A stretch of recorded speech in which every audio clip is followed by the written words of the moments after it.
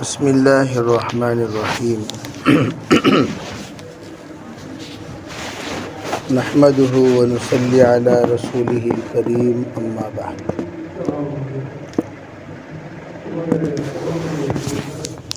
دوستو، عزیزو، بھائیو، بزرگو، اللہ کے راستے میں جو چار صفات کے ساتھ چلتے ہیں ان کی تربیت بھی ہوتی ہے، ان کی ترقی بھی ہوتی ہے۔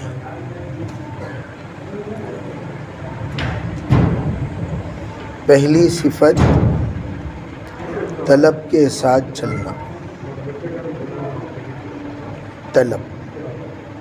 طلب کہتے ہیں سیکھنے کا جذبہ، سیکھنے کا شوق، پانے کا ارادہ، حاصل کرنے کا حرص۔ کوئی بھی چیز، نئی چیز ہم لوگ سیکھنے کا ہمیشہ ارادہ رکھیں۔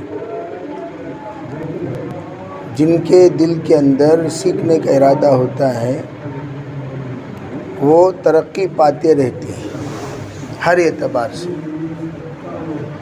ہمارے اکابرین میں سید احمد خان صاحب رحمۃ اللہ علیہ بہت پرانے بزرگ ہیں،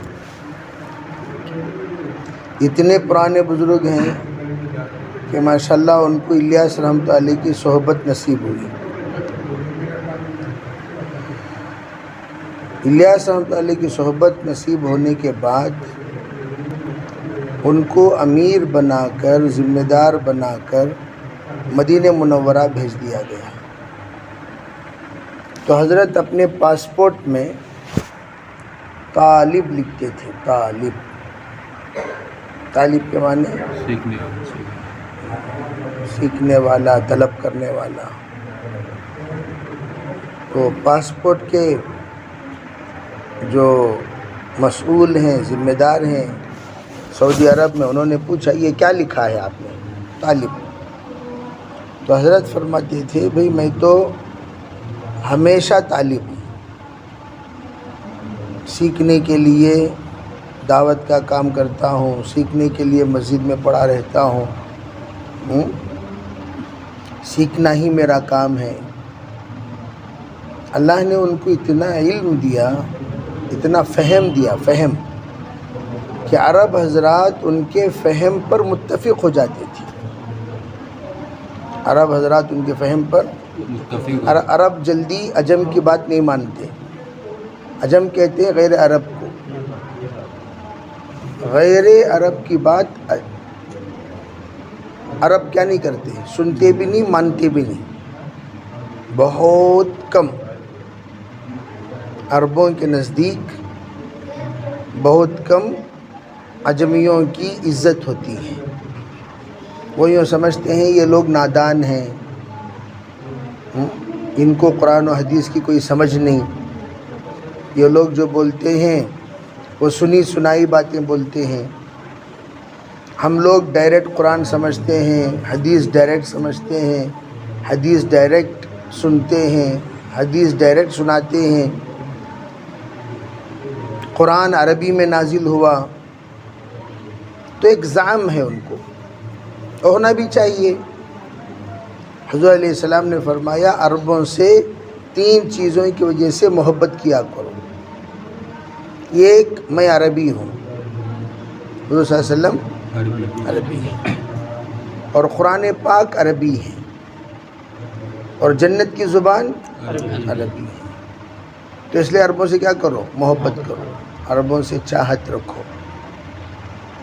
تو عربی جلدی کسی اور کی بات سنتے بھی نہیں، کسی اور کی بات مانتے بھی نہیں، جب تک کہ ان کو تشفی نہ ہو جائے۔ عربوں کو تشفی ہونا ضروری ہے۔ حضرت سید احمد خان صاحب رحمۃ اللہ علیہ کی باتیں ایسی ہوتی تھیں دل سے۔ حضرت سید احمد خان صاحب رحمۃ اللہ علیہ ہمیشہ سمجھانے سے پہلے خوب اکرام کرتے تھے، کھلانا پلانا، دسترخوان وسیع کرنا، یہ سید احمد خان صاحب رحمۃ اللہ علیہ کی زندگی کا ایک بہت بڑا حصہ تھا. ہمیشہ دسترخوان بچھا ہوا رہتا تھا. صبح کو بچھا تو شام تک بھی دسترخوان اٹھتا نہیں تھا. مہمان آتے تھے خوب، تو مہمان آتے ہی پہلے کام بیٹھنا ہونا، پھر بعد میں حضرت سے ملنے آنا. پہلا دسترخوان، اتنا دسترخوان وسیع. تو حضرت نے عربوں کو سمجھانے کے لیے وہ طریقہ اختیار کیا جو طریقہ حضور صلی اللہ علیہ وسلم نے اختیار کیا. آپ علیہ السلام پہلے کھلائے، بعد میں سمجھائے. کھلانے کے بعد جو بات سمجھائی جاتی ہے وہ بات جلدی سمجھ میں آتی ہے. خصوصاً عرب حضرات کا اکرام ضروری ہے کہ وہ تو صحابہ کی اولاد ہیں. حضرت مولانا اسرار علی فرمایا کرتے تھے عرب جہاں کھڑے ہو گئے وہاں عالم کھڑا ہو جائے گا. عربوں کا جذبہ اور عربوں کی جفا کشی اور عربوں کا ارادہ اور عربوں کے عزائم ہم سے کئی گنا زیادہ بلند. ہم لوگ اپنے جذبات میں تھک جاتے ہیں، عرب تھکتے نہیں. اور عربوں کی زبان میں سچائی زیادہ.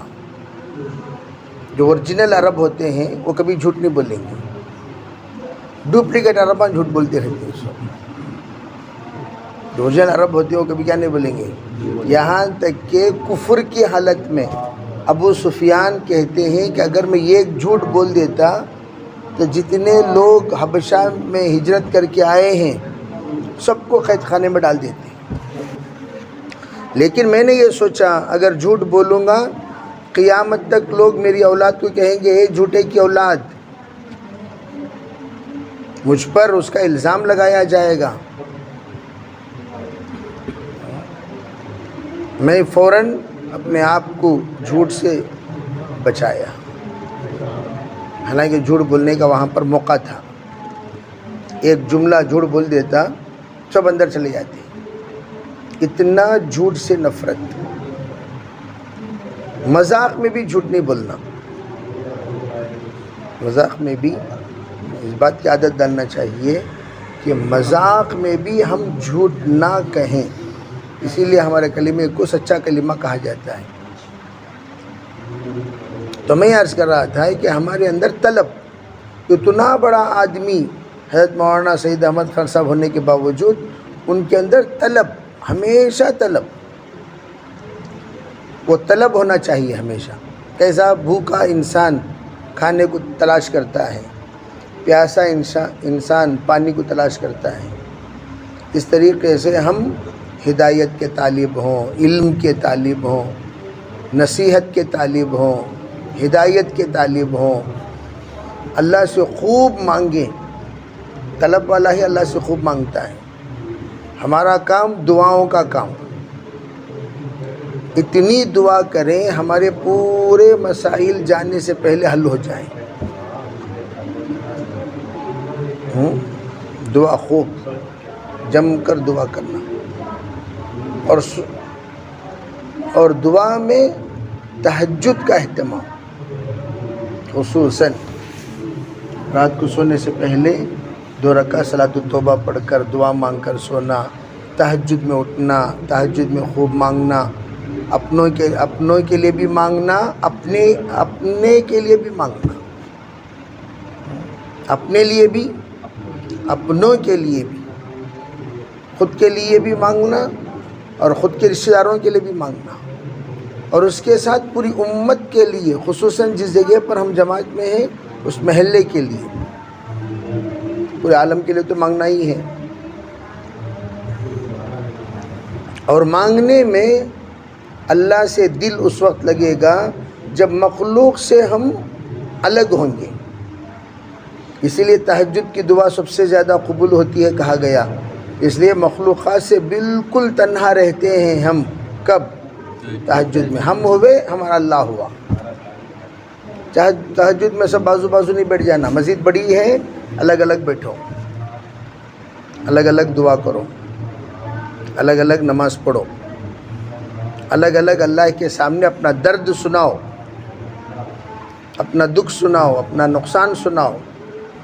اپنے عزائم سناؤ، اپنا جذبات سناؤ، اللہ سے ایسا سناؤ جیسا بچہ اپنے ماں کو سناتا ہے۔ بچہ اپنے ماں کو کیسے سناتا کہ نہیں سناتا؟ سب چیزیں سناتا ہے، امی یہ ہونا، امی وہ ہونا۔ اس طرح اللہ تعالیٰ سے کھل کر بات کریں، چپ چپ کر بات نہیں کرنا، کھل کر۔ اور جتنا کھل کر اللہ تعالیٰ سے آپ ایسی دوستی کرنا، بیٹھے بیٹھے ہم دعا کرنے والے بن جائیں۔ دعا کے لیے اللہ سے اتنی دوستی ہو جانا کہ ہم بیٹھے بیٹھے کیا کرنے والے ہو جائیں؟ دعا۔ بیٹھے بیٹھے ڈائریکٹ اللہ سے کنیکشن ہو جائے، ہم کہیں اللہ سنے۔ اور یہ ہے طلب، اور طلب کے لیے مسجد کے 4 دیواری، جیسے بچہ پیٹ کے اندر ہوتا ہے، پورا مہینہ پیٹ کے اندر ہی ہوتا ہے، 8 مہینے ہو 9 مہینے ہو، پورا ابتدا سے لے کر انتہا تک رہتا ہے۔ اسی طرح فرمایا جماعت میں جانے کے بعد پورا وقت مسجد کے اندر، مسجد کے باہر ہم ایسا جائیں جیسے معتکف جاتا ہے۔ معتکف مسجد کے باہر گیا، استنجا کیا، وضو کیا، کسی سے بات کیے بغیر اندر آ گیا۔ اس طرح ہمارا مسجد کے باہر کا معاملہ رہے۔ ملاقاتوں میں جا رہے ہیں، گشتوں میں جا رہے ہیں، ایسا جائیں جیسے معتکف ہاسپٹل میں جاتا ہے۔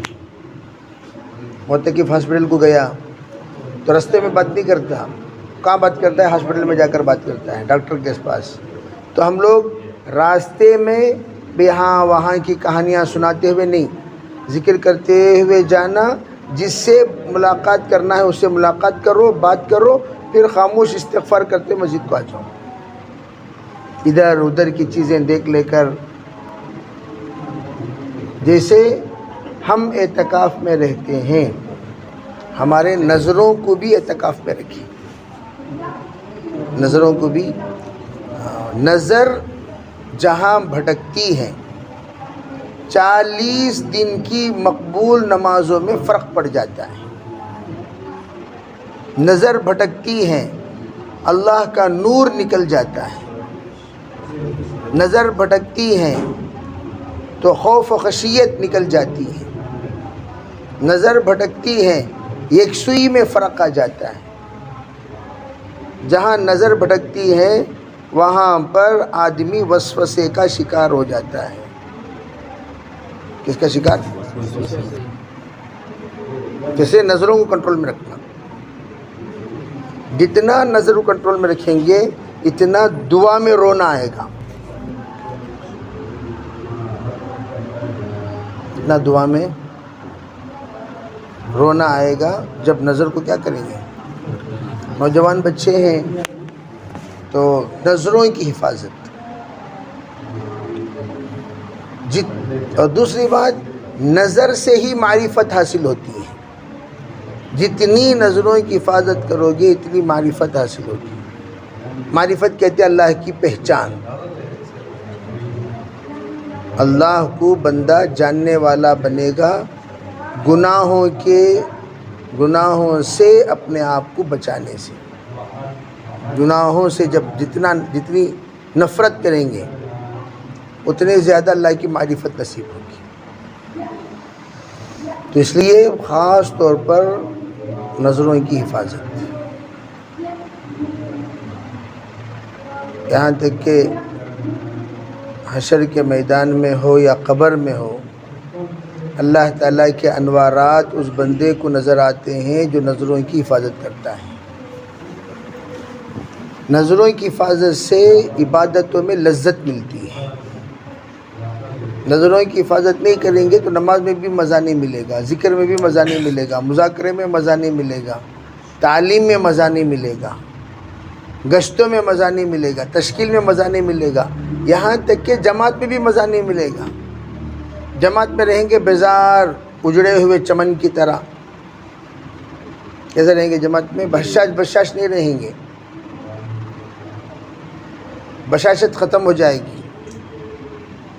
نظروں کے بھٹکنے سے شیطان فوراً اچک لیتا ہے، اس طرح جس طرح بکریوں کے بھیڑ سے بھیڑیا اچک لیتا ہے، کسی کو پکڑ لیتا نہیں پکڑ لیتا، اس طرح شیطان النظر سہم من سہام شیطان، جس طرح تیر مار کر پھل کو ہم گراتے ہیں، اس طرح نظر کے ذریعے سے تیر مار کر شیطان اچک لے گا، ہمیں پتہ بھی نہیں چلے گا۔ تو پہلا کام ہمارا طلب کے ساتھ رہنا، اور طلب کے لیے جو کام کرنا وہ کام سب کرنا۔ دوسرا کام اطاعت، دوسرا کام اطاعت میں کیوں کا سوال نہیں ہوتا، اسے کہتے ہیں اطاعت۔ کہیں کو جانا، کیوں جانا، اسے اطاعت نہیں بولتے۔ جاؤ کو تو چلے جانا، بھائی امیر صاحب بولے جاؤ، آ گیا، گناہ میں اطاعت نہیں، جس میں اطاعت نہیں، لا طاعت مخلوق فی معصیت الخالق، کوئی گناہ کرنے بول رہا ہے اس میں اطاعت نہیں، نیکیوں میں اطاعت ہوتی ہے۔ اطاعت وہ نیکیوں میں ہوتی ہے، کس میں نہیں ہوتی؟ گناہوں میں اطاعت نہیں۔ امیر صاحب بولے کیا نماز نکو پڑھو، تو کیوں نکو پڑھو بولے سوچنا چاہیے۔ امیر صاحب اس لیے بولے دیکھو جی سامان نہ یہاں رکھو، ہی باہر کے حصے میں آپ لوگ نماز دو جنے اب مت پڑھیے، ہم لوگ نماز پڑھ کر فارغ ہونے کے بعد تمہیں پڑھو، مشورے سے بولے۔ تو نماز مت پڑھو جو کہہ رہے ہیں وہ اس لیے کہہ رہے ہیں تاکہ سامانوں کی کیا ہو، فوراً ہم نے کہا لا طاعت مخلوق فی معصیت الخالق، کیا جاتے میں نماز نہ پڑھو بول سکتی کیا بھئی؟ کیا کر رہی ہوں چشمے کے اندر، چشمے کے اندر کیا ہو رہا ہے بھئی؟ تو کیا بولے امیر صاحب نماز نکو پڑھو بولے، فوراً ہنگامہ، کیسا تمہیں بول سکتے نکو پڑھو، ٹھیک ہے بھائی پڑھو، پڑھے پورے سامان چلے گی، ٹٹا لے لگ باہر بیٹھ جانا پوری جماعت۔ ارے بھئی مشورے سے کوئی کام حکمتاً کہا جا رہا ہے وہ اس پر عمل کریں، ہنگامہ نہیں کرنا، سوچنا امیر صاحب یہ بات کیوں بول رہے ہیں۔ بعض مرتبہ ہوتا ہے ایسا موقع، ایک جگہ پر ہماری جماعت گئی، سامان پورے اوپر رکھنا، نماز نیچے پڑھنا، اور اوپر کا حصہ کھلا رہے گا۔ اب بھائی جب مصلی نیچے بڑھ گئے تو پھر کہاں جانا ہے؟ اوپر جانا ہے، اور وہاں پورے ساتھی نیچے آ گئے، اوپر کوئی ساتھی نہیں، حالانکہ ایک دو ساتھی کو رہنا چاہیے تھا۔ امیر صاحب نے کہا بھائی اوپر رہو، نہیں جماعت نیچے چل رہی، نہ نیچے ثواب زیادہ، نیچے آگے پورے۔ اوپر جس وقت جا کر دیکھ رہے ہیں سب کی قیمتی چیزاں غائب، نیچے آرام سے انہوں بیان گیان کر لے کو اخلاص کے ساتھ اوپر جا کر دیکھے تو پیسے غائب، چیزاں غائب، اچھے اچھے کپڑے غائب، خالی پرانے کپڑے بھی چھجڑے پڑے ہوئے ہیں، جو اچھے اچھے بیگان تھے وہ بھی غائب۔ اس طرح کی غفلت کبھی نہیں کرنا، اور اسفار میں خاص طور پر چیزیں پیچھے رکھ کر سامنے نماز میں نہیں کھڑے ہو جانا۔ اسفار میں ایک نظر سامان پر رکھنے کا حکم ہے۔ کیا کرنا؟ جیسے خدمت کے ساتھی ہیں، نماز میں کھڑے ہوئے ہیں، تو ایک نظر ایسی جگہ پر سامان رکھو، آپ سجدے کی جگہ پر دیکھو تو سامان بھی نظر آئے، سامان یہاں ہے، سامان پیچھے ہے، نظر کیسا آئے گا؟ آپ سجدے کی جگہ پر دیکھو تو آپ کو سامان کا اندازہ لگے کہ سامان یہاں موجود ہے۔ اگر نہیں، ایسے اسٹیشن ہے جہاں پر خطرہ ہے تو دو ساتھیوں کو بعد میں نماز پڑھانے بولو، سب ساتھی، اور کبھی بھی لمبی قراتیں نہیں کرنا سفر میں۔ اب آپ دلی جا رہے ہیں، اسفار میں لمبی قرات، بعض لوگ فتویٰ دیتے ہیں اپنے آپ. ایک جماعت جا رہی تھی کشمیر، انہوں پورے سفر میں نماز نہیں پڑھی. ساتھیوں نے پوچھا کیا؟ نہیں، سفر میں نماز نہیں ہے. انہوں نے اپنے آپ فتویٰ. ارے ان سے کہا گیا بھئی سفر میں پوری نماز نہیں ہے، قصر کی نماز ہے، پوری نماز نہیں ہے. بھئی زہر کی 4 رکعت نہیں، اتت سنا سنو، 4 رکعت نہیں ہے، 2 رکعت ہے، وہ نہیں سنے. کیا سنے؟ بھئی سفر میں 4 رکعت نہیں ہے. بھئی سفر میں ظہر کے 4 رکعت نہیں، عصر کے 4 رکعت نہیں، جو بولے نا وہ 4 رکعت نہیں وہ سنے، 2 رکعت ہے وہ نہیں سنے. تو ایک مولانا بیچارے سفر میں ہیں، انہوں جا کر بول رہے ہیں بھئی نماز کیوں نہیں پڑھ رہی آپ کی جماعت؟ نہیں، سفر میں نماز نہیں ہے. سفر میں صرف فرائض کے لیے قبلہ فرض ہے، فرائض کے لیے قبلہ فرض. سفر میں ہر حال میں جب فرائض کا ٹائم آئے تو فرض ہے قبلہ دیکھنا، تو قبلہ دیکھیں کس طرف ہے قبلہ. مجمع کو بھی دیکھیں، مجمع بھیڑ لگی ہوئی ہے، ادھر بھی ایک بھیڑ ادھر بھی بھیڑ، آپ آرام سے اس وقت اس لوگوں کو اخلاص والی نماز یاد آئے گی، بہت تقوی طہارت سے پڑھیں گے. بتائیں گے انشاءاللہ سفر میں کس طریقے سے رہنا ہے تفصیل کے ساتھ. سمجھے بھئی؟ تو میں یہ عرض کرنا چاہتا ہوں کہ یہ جو پہلا طلب ہونا ضروری، دوسری بات اطاعت ہونا ضروری، اور جس کو جو کہیں وہی کرے. جہاں ہنڈی وہاں میری منڈی بول کو چلے جانا نہیں. یا نوجوان بچوں میں جوش زیادہ، خدمت کے لیے 2 طے کرے، پورے 4 جا کر خدمت میں کھڑے ہو گئے. بھئی آپ کو کون کس نے دے کہ ابھی خدمت میں آپ بیٹھو، آپ جاؤ مت. ہم جوش میں نہیں رہنا، ہوش میں. امیر صاحب سے زیادہ ہے، امیر صاحب میں بھی کروں کیا؟ کرو بھئی کرو. اطاعت اسے کہتے ہیں قدم اٹھا کر رکھنے کے لیے بھی پوچھ کر رکھنا چاہیے. آگے جاؤں، اسے کہتے ہیں اطاعت. جا کو آنے کے بعد اطلاع نہیں دینا، میں جا رہا ہوں امیر صاحب، میں ذرا وہاں جا کو آتا ہوں، اسے اطلاع کہتے ہیں، اطاعت نہیں کہتے. اطلاع پر ہدایت نہیں ہے، اطاعت پر ہدایت ہے. کوئی اطلاع دے رہا ہے، ہدایت ہے کہ اطلاع میں؟ اطاعت میں ہدایت. اس لیے دوسرا کام کیا ہے؟ اطاعت. تیسرا جو کام ہے وہ ہے حفاظت. تیسرا کام کیا ہے؟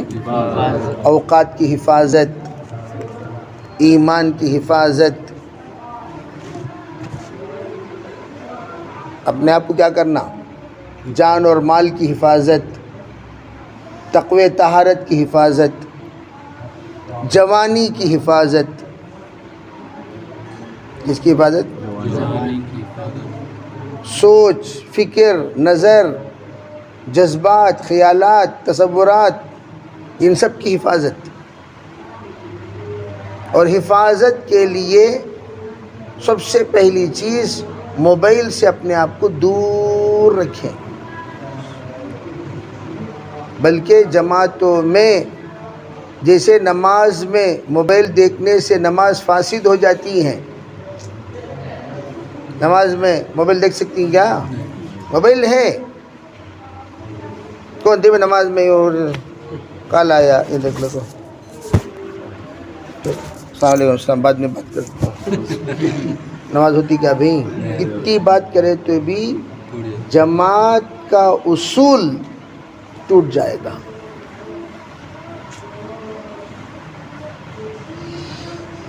ہم سفر میں تھے، میں نے ساتھیوں سے کہا ارے بھائی آپ حاضرین میں فکر منتقل کرنا چاہتے ہیں، موبائل سے دور ہو جاؤ. موبائل سے جتنا دور ہوں گے تمہاری فکریں دوسروں میں منتقل ہوگی، تمہاری باتوں میں اللہ اثر پیدا کریں گے، تمہاری نصیحت میں اللہ اثر پیدا کریں گے. موبائل کے ساتھ تم چلو گے، تمہاری بات اس کی کوئی حیثیت ہی نہیں ہوگی.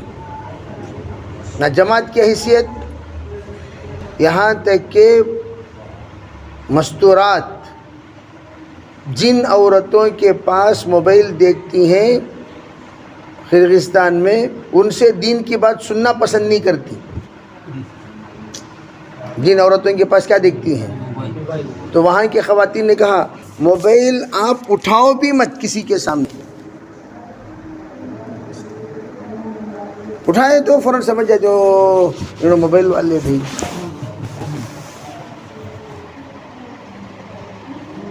تو موبائل یہ اس چیز سے ہم لوگ دور رہیں. ہاں بھائی، ایک موبائل مشورے سے طے ہوا جس موبائل میں رخ وغیرہ کے سلسلے میں دیگر تمام مشوروں کی ضرورت پڑتی ہے، تو مشورے سے ایک موبائل چالو رہے اور موبائل کا نمبر ہمارے تمام ذمہ داروں کے پاس رہے. کوئی بھی اہم خبر ہو تو وہ موبائل میں اطلاع دے دیں گے. جیسے مثلاً کسی کا انتقال ہو گیا، اطلاع ملی میں فلاں کا انتقال ہو گیا، فوراً حضرت میں جاتی ہوں. کون نے؟ نہیں، ہمارے بھابھی کے نانا کے بھائی، بھابھی کے بہت ضروری میرا جاننا. تو وجہ کیا کرتی؟ تمہارا بھابھی کے نانا کے بھائی، تم نے کیا ہونا؟ انہوں کیا بیچ نہیں ہونا، کدی ہونا. اس وقت وہ میت کی بڑی اہمیت پیدا ہو جاتی. جس وقت یہاں رہتا ہے بازو کی میت میں بھی جاتا نہیں. جب جماعتوں میں جاتا ہے تو فلاں فلاں میت سب یاد آ جاتی. فلاں میت میں میرا جانا ضروری ہے، فلاں میت وہاں سے جناب کیا کہ ان کے بغیر دفنش کرتے نہیں انہوں. کیوں بھی ایسا ہے؟ کسی بھی اچھی خبر سن کر بھی آنے کی ضرورت نہیں، کسی بھی بری خبر سن کر بھی آنے کی ضرورت نہیں. نکل گئے بس. اس لیے وہ خبریں سناؤ بھی مت. کسی کا انتقال ہو گیا، ٹھیک ہے، سنانا ضروری نہیں ہے، کوئی ضروری نہیں. آپ کے بغیر بھی، جیسے ابھی ہمارے یہاں افروز رہتے ہیں، یہاں ان کے 4 بیگمات ہیں. ان کے دوسری بیگم کا، وہ جب گجرات میں تھے تو ان کا انتقال ہوا. دوسری بیگم، سمجھے نہیں؟ وہ بیچارے پریشان ہوئے، آنا چاہ رہے تھے لیکن آنے کے لیے کوئی راستہ سبیل نہیں ملا. لا محالہ ان کو دوسرے ہی دن آنا پڑا. تو اجازت دے دی بھائی دفن کر ڈالو. اب بھائی وہاں جو دعائیں کرانا ہے، جو اس وقت مرحومین کے لیے ضروری ہے، جن اعمال کی ضرورت، وہ اعمال وہ کرتے رہ گئے. یہاں تدفین عمل میں آ گئی. سمجھے نہیں؟ تو میں یہ عرض کرنا چاہتا ہوں کہ بعض مرتبہ غیر ضروری چیزوں کی ضرورت شیطان بتائے گا، اہمیت بتائے گا. تو ہم لوگ اس وقت میں بے قابو نہیں ہونا، آرام سے رہو. میں اور ہمارے والد ایران میں تھے، ہماری بہن کا یہاں نکاح طے ہوا تھا. میں بھی نہیں، میرے والد بھی نہیں، یا ہمارے بہن کا نکاح ہو گیا. کوئی سوچ سکتا ہے بھئی کسی کے نکاح میں، بہن کا نکاح جس میں باپ نہیں اور بڑا بھائی نہیں، چھوٹے بھائی کی ذمہ داری میں، تایا کی ذمہ داری میں ہم نے اجازت دے دی کہ بھئی نکاح کرا دیجیے. نکاح یہاں ہو رہا ہے، ہم دونوں کہاں ہیں؟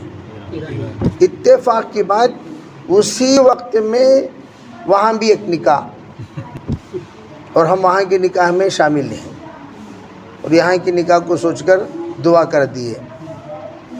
چل رہا ہے. تو اس چیز کی عادی ڈالنا بھئی، خوشی اور غم یہ ہمارے بغیر بھی ہو سکتا ہے. تو اس کا ایک نظام، ٹھیک ہے بھئی. یہ ہوئی تیسری حفاظت. خبریں سننے سے بھی حفاظت. دنیا بھر کی خبروں کی ضرورت نہیں. کیا نیوز، کرناٹک میں کون جیتے، کیا ضرورت ہے بھئی؟ کوئی بھی جیتے، کسی کے جیتے 5 پیسے ملتی گا تم نا، کہیں کو کوئی جیتے کوئی ہارے، بھئی یہ آ کر فکر کرنے والے فکر کر لیتے. جن کی فکر کی اس میں کوئی ذکر نہیں ہے وہ فکر نہ کریں۔ چوتھی چیز کیا ہے؟ آخری چیز وہ ہے اپنی زندگی کا جائزہ لیتے رہنا۔ روزانہ جو تاجر اپنی تجارت کا جائزہ لیتا ہے وہ ہمیشہ نقصان سے بچتا ہے۔ جب سے میں جماعت میں نکلا اس وقت سے لے کر اب تک میرے اندر کیا ترقی ہوئی؟ کیا ترقی ہوئی؟ بے ترقی تو الگ الگ اعتبار سے ہوتی ہے، تو اس کو چاہیے کہ یہ دیکھے کہ اس کی ترقی کس اعتبار سے ہوئی، دیکھتا رہے۔ تو وہ جو ترقی ہے، وہ ترقی کا جو جائزہ لیتا ہے وہ تنزلی سے اپنے آپ کو بچاتا ہے۔ وہ اترے گا نہیں، جہاں ہے وہاں رہے گا اور پھر دھیرے دھیرے دھیرے آگے بڑھتا رہے گا۔ اسے کہتے ہیں محاسبہ۔ اسے کیا کہتے ہیں بھائی؟ تو روزانہ ایک نئی بات سیکھنا، ایک نئی آیت سیکھنا، ایک نئی حدیث سیکھنا، ایک نئے آداب سیکھنا، یہ ہمارے اوپر لازم ہے۔ سب کریں گے انشاءاللہ۔ انشاءاللہ۔ کیا خیریت نکل رہی ہے؟ دعائیں ابھی نکل رہے ہیں؟ ہاں ہاں جی جی جی جی حاضر ہوتا ہوں انشاءاللہ۔ ٹھیک ہے، کریں گے انشاءاللہ۔ اللہ تعالیٰ عمل کی توفیق عطا فرمائے۔ سبحان اللہ وبحمدہ، سبحانک اللہم ونشہد ان لا الہ الا انت، سبحان ربک رب العزة عما یصفون وسلام علی المرسلین والحمد للہ۔